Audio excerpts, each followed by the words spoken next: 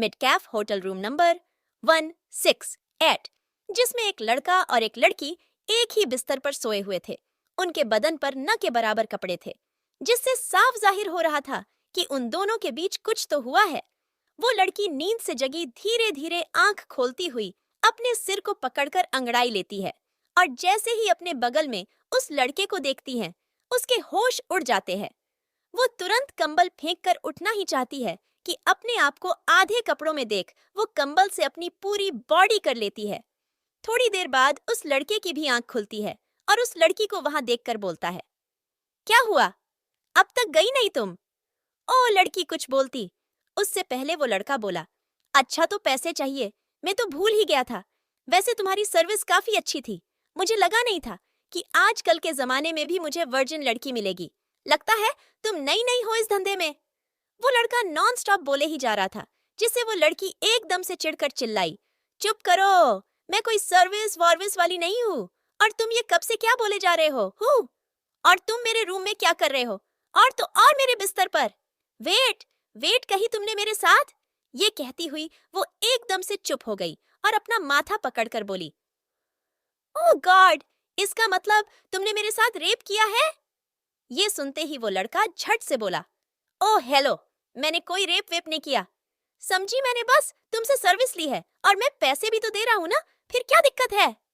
वो लड़की गुस्से में उस लड़के को चिढ़कर देख रही थी। ऐसा लग रहा था कि वो उसे वही मार डालेगी। तभी वो लड़का बगल से अपना पर्स उठाकर उसमें से और ज्यादा पैसे निकालकर उस लड़की को दिया। वो लड़की उसके हाथ से पैसे छीनकर उसके मुंह पर दे मारी। वो लड़का शांत चुपचाप बस देखता रहा। तभी वो लड़की बोली, एक बार में समझ नहीं आता तुम्हें? तुम्हें तो रुको, अभी मैंने पुलिस को कॉल करती हूँ। इतना कहकर वो पास में पड़े अपना फोन उठाती है। तभी वो लड़का बोलता है, अच्छा अब मैं समझा। उसके इतना कहते ही वो लड़की रुककर उसकी ओर देखने लगती है।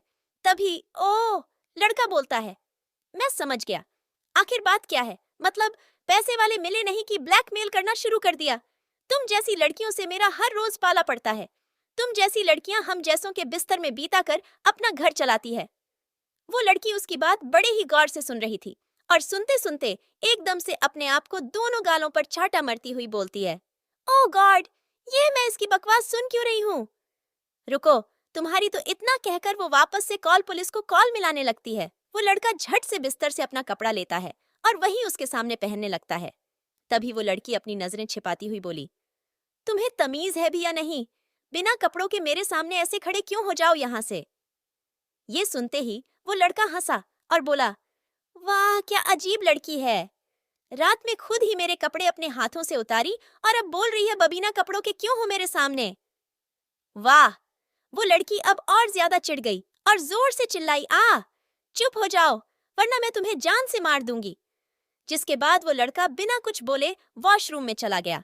उसके जाते ही वो लड़की अपने कपड़े उठाकर जल्दी जल्दी पहनी और वहीं पर बैठ हुई रो रही थी।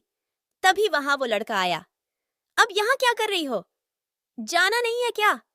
वो तुरंत उसके सामने आई और उस लड़के को एक जोरदार तमाचा मारी, जिससे उसका मुंह दूसरी तरफ घूम गया और गाल एकदम से लाल हो गए। उस लड़के के आंखों में एकदम से गुस्से की लहर दौड़ पड़ी। उस लड़की के आंखों से आंसू टपककर उसके गालों से होते हुए होंठ तक आ चुके थे। वो लड़का गुस्से में एक कॉल लगता है। वो लड़की हुई वही बेड पर एकदम से बैठ जाती है। वो लड़का कॉल पर किसी को डांटते हुए जोर से बोलता है, बिस्वा ये कैसी लड़की को भेजा है मेरे पास, रात भर मेरे साथ सोने के बाद अब सुबह सुबह ड्रामा कर रही है।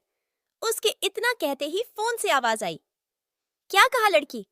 पर मैंने तो कल किसी भी लड़की को तुम्हारे पास नहीं भेजा और यही बताने के लिए मैंने तुम्हें कॉल भी किया था कि आज रात कोई भी लड़की मिलनी मुश्किल है, पर तुमने फोन ही नहीं उठाया। उसके इतना कहते ही वो लड़का एकदम से शॉक्ड हो गया। फोन से आवाज आ रही थी, पर वो लड़का उसका कोई भी जवाब नहीं दे रहा था। ओ कॉल काट कर दिया और उस लड़की की ओर मुड़ा।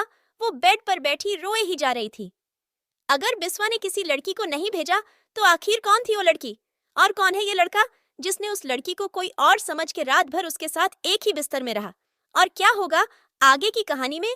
क्या ये गलत फहमी दूर कर पाएगा वो लड़का? और क्या ये गलती माफी के लायक है? क्या वो लड़की उस लड़के को माफ करेगी? आगे की कहानी जानने के लिए मेरे चैनल को सब्सक्राइब करना ना भूले और अगर इस वीडियो पर 100 लाइक हो जाएंगे तो इस कहानी को मैं जल्द ही शुरू करूंगी अपने YouTube चैनल पर।